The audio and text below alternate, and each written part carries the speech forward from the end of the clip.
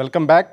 ఇవాళ హెడ్లైన్ షోలో పార్టిసిపేట్ చేయడానికి అద్దంక దయ్య గారు కాంగ్రెస్ నుంచి వచ్చారు, అలాగే దేవి ప్రసాద్ గారు టీఆర్ఎస్ నుంచి వచ్చారు, అలాగే కారుమూరు నాగేశ్వరరావు గారు వైఎస్ఆర్సీపీ నుంచి ఈ డిస్కషన్లో పార్టిసిపేట్ చేయడానికి వచ్చారు. ఇక విజయవాడ నుంచి శ్రీనివాసరాజు గారు కూడా బీజేపీ నేత లైన్లో సిద్ధంగా ఉన్నారు.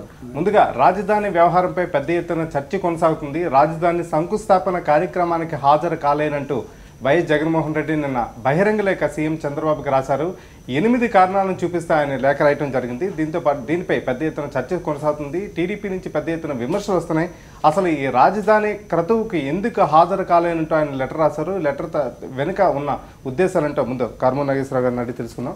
నాగేశ్వర గారు, టీడీపీ కొద్ది రోజుల నుంచి ఆ ప్రభుత్వం కావచ్చు, సర్కార్ కావచ్చు, రాజధాని శంకుస్థాపన అనే కార్యక్రమం బహుశా ఒలింపిక్స్ ప్రారంభోత్సవం లాగా లేకపోతే ప్రపంచంలో అతిపెద్ద క్రీడా సంరంభం ప్రారంభంలో చేయడానికి పెద్ద ఎత్తున ప్రయత్నాలు ప్రారంభిస్తుంది. దీనికి సంబంధించి రాష్ట్రంలో అన్ని గ్రామాలను కూడా ఇన్వాల్వ్ చేసే ప్రక్రియ పెద్ద ఎత్తున కొనసాగుతుంది. దీనిపై విమర్శలు వేరే రకంగా వస్తున్నాయి కదా. ఈ శంకుస్థాపన కార్యక్రమానికి మీరు హాజరు కారు అనే లేఖ రాయడం వెనుక ఉద్దేశం ఏంటి? దాంట్లో ఉన్న ప్రధానమైన కారణాలు ఏంటి? ఇది యాక్చువల్గా ఇది రైతులను అందరినీ కూడా ఇబ్బంది పెట్టి బాధ పెట్టి దాని మీదే జగన్మోహన్ రెడ్డి గారు వెళ్ళి దాంట్లో పోరాటం చేసి జగన్మోహన్ రెడ్డి గారు పవన్ కళ్యాణ్ కూడా వెళ్ళారు. ఆ రైతుల్ని బాధలు విని వ్యతిరేకత ఎన్నో వాళ్ళ 3 పంటలు పండే భూమిని వాళ్ళు మేము మా బతుకు ఎట్లా మేము ఏమైపోవాలి అనే పరిస్థితుల్లో ఉన్న జనాలు ఉసురుతోటి ఉన్న వాళ్ళ కార్యక్రమాన్ని ఇది నేను పోరాటం చేసి నేను ఎలా పాల్గొన్నానని చెప్పి ఆయన, అలాగే ఈ సీమాంధ్రకి స్పెషల్ స్టేటస్ కావాలి, దాని మీద ఈ ప్రభుత్వం మాట్లాడతలేదు, దాని మీద గట్టిగా నేను ఇచ్చేస్తున్నాను. అలాగే ఇంత ఆర్భాటం, ఇన్ని ఖర్చులు పెద్ద ఎత్తున ఎన్నో ఈవెంట్కి ఇచ్చి అన్నీ ఇచ్చి ఇప్పుడు ఏదో మానేసామంటున్నారు, మేము 9 కోట్లే రిలీజ్ చేసామంటున్నారు, ఏదో చెప్తున్నారు. కానీ చాలా పెద్ద ఎత్తున దుమారం లేపుతూ, అలాగే సింగపూర్ ఆ కంపెనీలకి ల్యాండ్ మాకు ఊరికి ఫస్ట్ స్టార్టింగ్ ల్యాండ్ ఎక్వైర్ చేసే టైంలో మాకు 1 ఎకరం కూడా ఎవరికి ఇచ్చేది లేదు, మేము 1 రూపాయి లేకుండా మాకు వాళ్ళు ప్లాన్ తయారు చేసి ఇస్తున్నారు, మాకు సహకరిస్తున్నారు సింగపూర్ వాళ్ళు అని చెప్పడం, మళ్ళీ దాన్ని 99 సంవత్సరాల లీజుకి ఇచ్చి తర్వాత మళ్ళీ ఎక్స్టెన్షన్ కూడా ఇచ్చే కార్యక్రమం అని రకరకాలు చేసి ఇన్ని గందరగోళాలను ఇంత అయోమయ పరిస్థితి రైతులను ఇబ్బంది పెట్టి ఈ పరిస్థితి చేసే కార్యక్రమానికి నేను అటవటం ఎలాగని చెప్పి ఆయన జగన్మోహన్ రెడ్డి గారు ఉన్నారు. అలాగే ఇవాళ గాంధీ గారు మన స్వదేశీ మన వస్త్రాలే కట్టుకోవాలి అన్నిటి మీద ఉద్యమాలు చేసిన వ్యక్తి. ఇవాళేమో చంద్రబాబు నాయుడు గారు మన ఊరు మన మట్టి అంటున్నారు. మంచి కార్యక్రమం, మన ఊరు మన మట్టి కార్యక్రమం. మన ఇంజనీర్లు కాదా తీసుకోండి, మీరు సింగపూర్ టెక్నాలజీ తీసుకోండి, రష్యా టెక్నాలజీ, మన ఇంజనీర్లు కాదా, మన కంపెనీలు కాదా, మన కంపెనీలు కాదా, మన వాళ్ళ పనికిరారా? మన వాళ్ళు ఇవాళ అమెరికా వెళ్ళినా, రష్యా వెళ్ళినా, జపాన్ వెళ్ళినా మన వాళ్ళు టెక్నాలజీ కూడా ఇస్తున్నారు, మన వాళ్ళు మేధస్సు ఎంతో చూపిస్తున్నారు. అటువంటిది మన మీరు సింగపూర్ టెక్నాలజీ తీసుకున్నా, జపాన్ టెక్నాలజీ తీసుకున్నా, ఏది తీసుకున్నా మన వాళ్ళు ఉన్నారు సమర్థులు, మన వాళ్ళు ఉన్నారు, సమర్థమైన కంపెనీలు ఉన్నాయి. ఇక్కడ మన కంపెనీలు వెళ్ళి విదేశాల్లో రోడ్లు పోస్తున్నారు, అన్నీ చేస్తున్నారు. అటువంటిది మన ఊరు మన మట్టి గుర్తుకొచ్చినప్పుడు మన ఇంజనీర్లు గుర్తుకు రాలేదా అని అంటున్నాను. ఇన్ని కారణాలు ముడిపడి ఉన్నాయి దీని మీద, ఇన్ని సమస్యలు సుడిగుండంలా చుట్టుకుని ఉన్నాయి. మరి అటువంటి కార్యక్రమానికి ఈయన వెళ్తే యాక్సెప్ట్ చేసినట్టు అయిపోద్దని చెప్పి, కానీ 100% మన రాష్ట్రానికి మంచి క్యాపిటల్ రావాలి, స్ట్రాంగ్ అయిన క్యాపిటల్ ఉండాలి, దేశంలోనే మంచి ఉద్దేశంలో ఎలాంటి భేదాభిప్రాయాలు లేకపోయినా అనుసరించిన తీరంలో కానీ, ఎంచుకునే విధానాల్లో కానీ, ప్రజలకు న్యాయం చేయడంలో జరుగుతున్న పొరపాట్లు కానీ, లేకపోతే అక్రమాలు కానీ, ఈ విషయంలో మీరు ఏకీభావం వ్యక్తం చేయట్లేదు.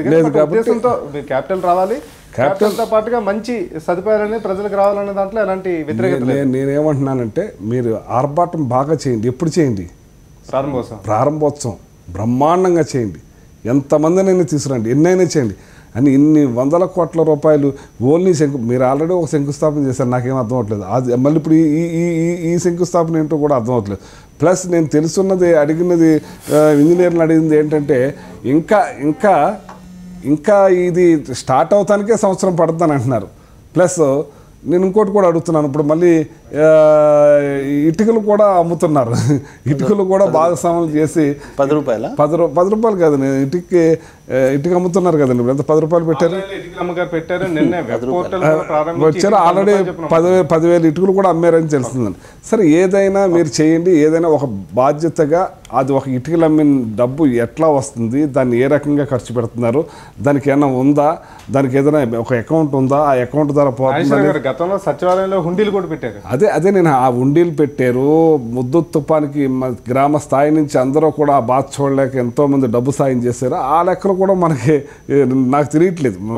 ఒకసారి విజయవాడ నుంచి బీజేపీ నేత శ్రీనివాసరాజు గారు లైన్లో ఉన్నారు. శ్రీనివాసరాజు గారు గుడ్ మార్నింగ్ అండి.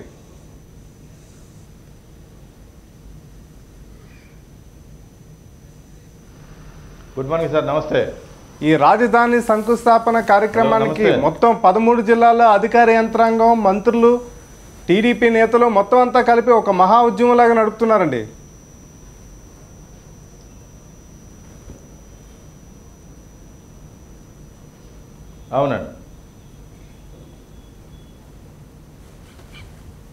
అవునండి. చెప్పండి శ్రీనివాసరాజు గారు, ఈ శంకుస్థాపన కార్యక్రమానికి ఇంత ఆర్భాటం అవసరమా, ఇంత ఖర్చు అవసరమా? అసలు రాజధాని నిర్మాణానికి సంబంధించి ఒప్పందాలు కానీ ఇతరత్ర అంశాలు కానీ ప్రజలకు పూర్తిగా తెలియకుండా దాపెరకం వ్యవహరిస్తున్నారని పెద్ద ఎత్తున విమర్శలు వస్తున్న నేపథ్యంలో అసలు ఈ రాజధాని శంకుస్థాపన కార్యక్రమ వ్యవహారాన్ని మీరు ఎలా చూస్తారో? ఇటుకలు కూడా అమ్ముతున్నారండి, ఆన్లైన్లో ఇటుకలు పెట్టి ఒక్కో ఇటుక 10 రూపాయలు చొప్పున అమ్ముతున్నారు.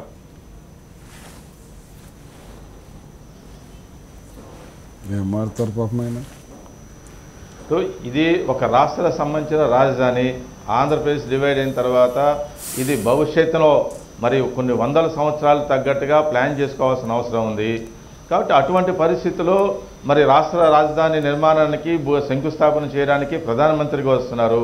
ఈ విషయంలో కొంత పబ్లిసిటీ ఇవ్వటం, రాష్ట్ర వ్యాప్తంగా ప్రజలందరినీ కూడా ఇన్వాల్వ్ చేసే విధంగా రాష్ట్ర ప్రభుత్వం తీసుకోవటం అనేది మంచి నిర్ణయం. ఈ లోపల మన మిత్రులు చెప్పినారు, జగన్మోహన్ రెడ్డి గారు ప్రతిపక్ష నాయకుడు. ఆయన నిన్న ముఖ్యమంత్రి గారు బహిరంగ రేఖ రాయటం అనేది నిజంగా ఆశ్చర్యం కలిగిస్తుంది. అది చిన్నపిల్లాడు చేస్తలాగా ఉంది తప్పించి ఒక ప్రతిపక్ష నాయకుడు ఆయన మరి బహిరంగ రేఖ రాసినట్టు కనిపించట్లేదు. ఒకటి. 2, ప్రజలు తీర్పు ఇచ్చారు. నువ్వు జగన్మోహన్ రెడ్డి గారిని ప్రతిపక్ష పాత్ర వహించాలి అని. నిజంగా ఆయన మరి ప్రతిపక్ష పాత్ర ఆయన అభిప్రాయం వ్యక్తం చేయొచ్చు. బట్ ఇంత మంచి నిర్ణయం, ఇంత రాష్ట్ర రాజధానికి ప్రధానమంత్రికి వస్తున్నప్పుడు, శంకుస్థాపన జరుగుతున్నప్పుడు మరి ఆయన ప్రతిపక్ష హోదాలో హాజరు కావాల్సిన అవసరం ఉంది. ముఖ్యమంత్రి గారి నిర్ణయం ఎలా ఉంది, దాన్ని ఏ విధంగా చేస్తున్నారు, నీ అభిప్రాయం ప్రజల ముందు చెప్పే అవకాశం ఎప్పుడూ ఉంటుంది. కాబట్టి ప్రజల యొక్క తీర్పుని మరి ముఖ్యమంత్రిగా ఆయన నిర్ణయం తీసుకున్నప్పుడు ప్రతిపక్ష హోదాలో హాజరవ్వాల్సిన అవసరం ఉన్నది. ఇది నిజంగా జగన్మోహన్ రెడ్డి గారికి మరి రాజకీయ అనుభవం ఉద్దేశం మరి లేకపోవటం వల్ల, లేదా ఆయన పక్కన ఉన్న సలహాలు ఇచ్చేవాళ్ళు సరిగా లేకపోవటం వల్ల ఆయన ఇటువంటి నిర్ణయం తీసుకుంటున్నారు. కాబట్టి నా ఉద్దేశం ఏంటంటే మరి ఆయన ప్రతిపక్షవాదాలతో మంచి అవకాశాన్ని పోగొట్టుకుంటున్నాడు. ఆయన అభిప్రాయం ప్రజాస్వామ్య వ్యవస్థలో ఆయన అభిప్రాయం ఎప్పుడైనా చెప్పవచ్చు, ఏ విధంగా చెప్పవచ్చు. హాజరైన తర్వాత కూడా ప్రజలకు చెప్పచ్చు ఇది ఎలా జరిగింది, ఎలా జరగచ్చు అనేది. ఆయన వైఎస్ఆర్ పార్టీ అసెంబ్లీలో వ్యవహరించిన తీరు కానీ ఇది కానీ, రాజకీయాల్లో హత్యలు ఉండవు, అన్నీ ఆత్మహత్యలు ఉంటాయి సార్. ఆయన రాజకీయ పార్టీగా మరి నిజంగా ఆయన పార్టీని ఆయన రాజకీయంగా కిల్ చేసుకుంటున్నారని చెప్పి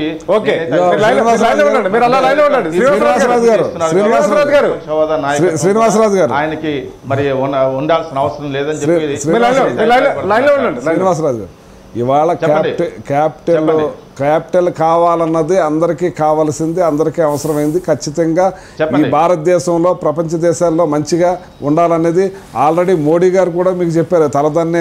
ఢిల్లీని తలదన్నేలాగా నేను సాయం చేస్తానని. సాయం చేయండి, పర్లేదు, బాగుంది మనకి. కానీ ఇక్కడ ప్రజలందరూ కూడా అలో లక్ష్మణ అంటూ అలో అని ఇదని 3 పంటలు పండేది కోల్పోయి వాళ్ళ బాధలు పడతా ఉంటే వాళ్ళేమో స్వచ్ఛందంగా ఇచ్చేసారని వాళ్ళని భయప్రాంతులు పెట్టి పోలీసులు పెట్టి రకరకాలుగా ఎన్నో ఉన్నాయి, మీకు తెలియవు. అవన్నీ మర్చిపోయారు. మీరు విజయవాడలో ఉన్నారు, మీకు అన్ని చెవులకు మీకు తెలుసు, మీ బాధలు కూడా తెలుసు. ఇవాళ ఈవెంట్ మీరు చేయండి. ఆ కార్యక్రమాన్ని మనం శంకుస్థాపన మీ ఇళ్ళు ఎలా చేసుకుంటాం, మా ఇళ్ళు ఎలా చేసుకుంటాం అందరికీ తెలుసు. ఓపెనింగ్ అప్పుడు ఎంతమందిని పిలుచుకుని భోజనాలు పెట్టుకుంటాం, ఎంత ఆర్భాటంగా చేస్తామో మీకు తెలుసు, నాకు తెలుసు.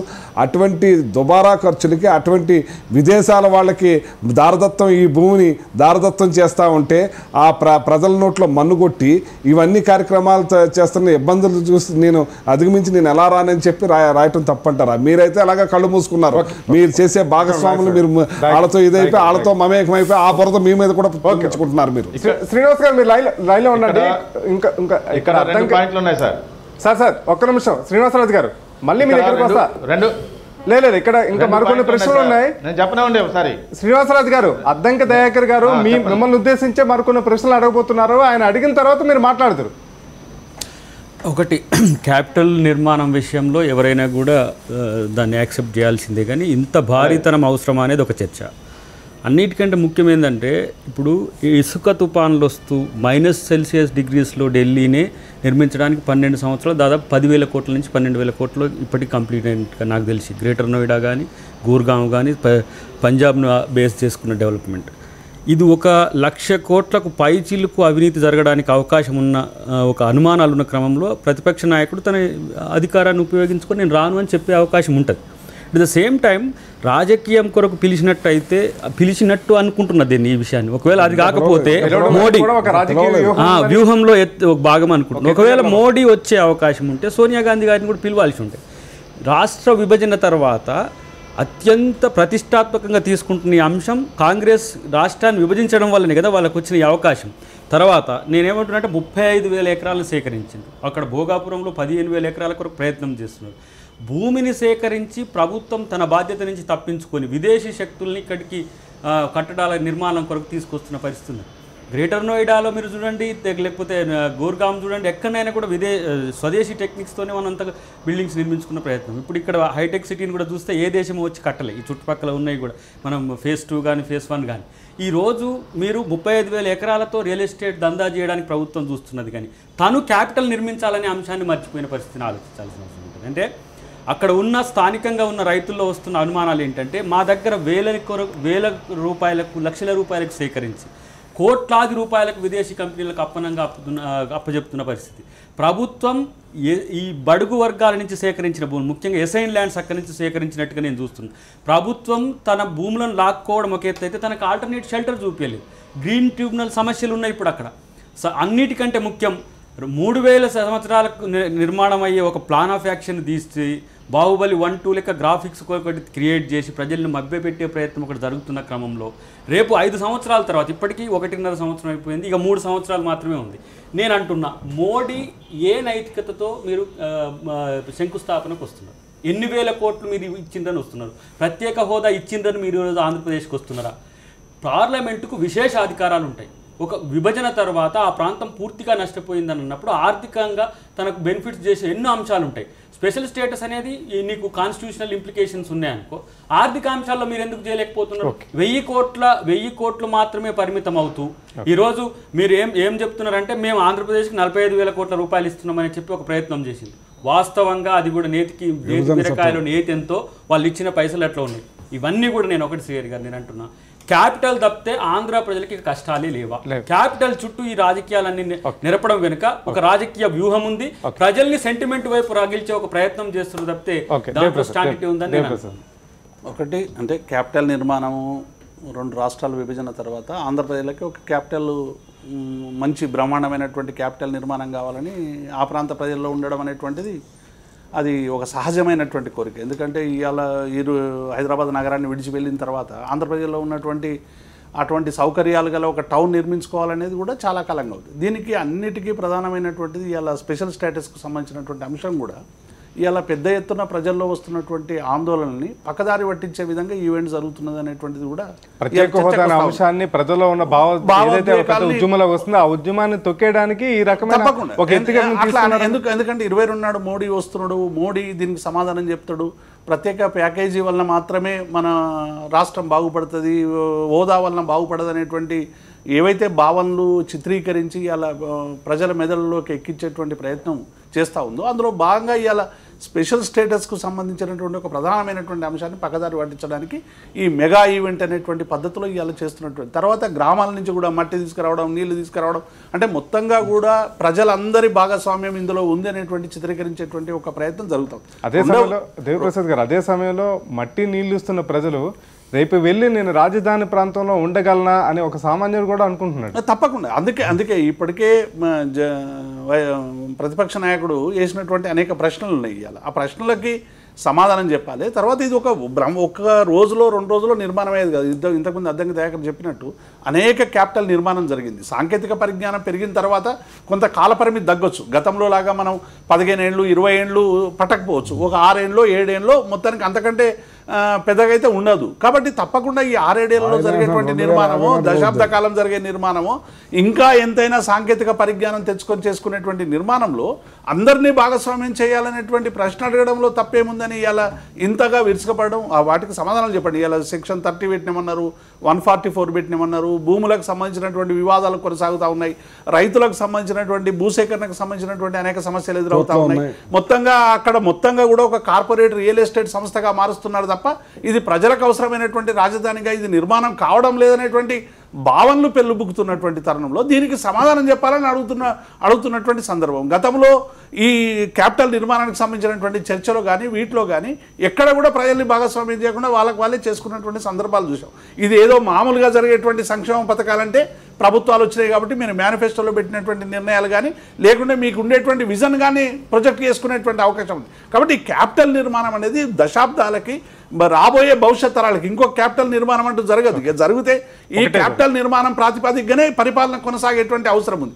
ఈ పరిపాలన కొనసాగడానికి అవసరమైనటువంటి ఇన్ఫ్రాస్ట్రక్చర్ నిర్మిస్తున్నటువంటి తరుణంలో ఎవరికి ఎటువంటి నిర్మాణం కావాలి, అసలు ప్రజల నిర్మాణం ఇది, అసలు మేము ప్రజలం అందులోకి పోగలుగుతామా లేదా, అదొక పెద్ద ఒక సమస్యగా ఇలా ఆంధ్రప్రదేశ్లో మారుతున్నటువంటి, మేము అక్కడ ఏమైనా ట్యాక్స్ కట్టాలని కూడా ఇవాళ అనుమానాలు తలెత్తా ఉన్నాయి. ఎందుకంటే అంతే కదా, తప్పకుండా బస్సులో ప్రయాణించగలమా అనే అనుమానాలు కూడా ఉన్నాయి. ఇప్పుడు ఆ రాజధానిలో మేము స్వేచ్ఛగా తిరగగలగమా, అసలు రాజధాని నిర్మాణం కాకముందే సెక్షన్ 30, 144 పెట్టి ఎవరిని కనీసం ఆ దరిదాపుల్లో కూడా పోనీయడం లేదనేటువంటి ఒక ఆవేదన ఆక్రోశం వెలుపుతున్నటువంటి తరుణంలో దీనికి సమాధానాలు చెప్పండి. ఇప్పుడు బీజేపీ పార్టీకి మీద చాలా బాధ్యత ఉంది. ఎందుకంటే మోడీ వస్తున్నాడు, మీరు ఆంధ్రప్రదేశ్కి ఇచ్చినటువంటి ఎన్నికల వాగ్దానం ఉంది, ఒకవైపు తెలంగాణ ప్రజలకు అనేక దశాబ్దాలుగా కోల్పోయినటువంటి మౌలిక రంగాల్లో పెట్టుబడులు కావాలి, ఈ 2 రాష్ట్రాల అభివృద్ధి జరగాలంటే ఇలా బీజేపీ నిర్వహించాల్సినటువంటి పాత్ర మీద కూడా అనేక రకమైనటువంటి అనుమానాలు తలెత్తా ఉన్నాయి. కాబట్టి ఈ అనుమానాలకి జవాబు చెప్పాల్సినటువంటి బాధ్యత ఇలా భారతీయ జనతా పార్టీ మీద ఉంది. రెండవది ఒక పెద్ద పాత్ర పోషించాల్సినటువంటి బాధ్యత కూడా ఉంది. అటు ప్రజల్ని కన్విన్స్ చేయాలి. మీరు స్పెషల్ స్టేటస్ గురించి రకరకాలుగా భావనలు చొరబెట్టేటువంటి ప్రయత్నం చేస్తూ ఉన్నారు, మరొక వైపు ఈ ఈవెంట్ని ప్రపంచ ఈవెంట్గా మార్చేటువంటి ప్రయత్నం చేస్తూ ఉన్నారు. ఇది పూర్తిగా ఇలా ఆ ప్రజల్లో వస్తున్నటువంటి ఆందోళనలకి మీరు సమాధానం చెప్పాల్సినటువంటి. ఓకే శ్రీనివాసరాజు గారు ఏమంటారో చూద్దాం కాసేపు బ్రేక్ తర్వాత.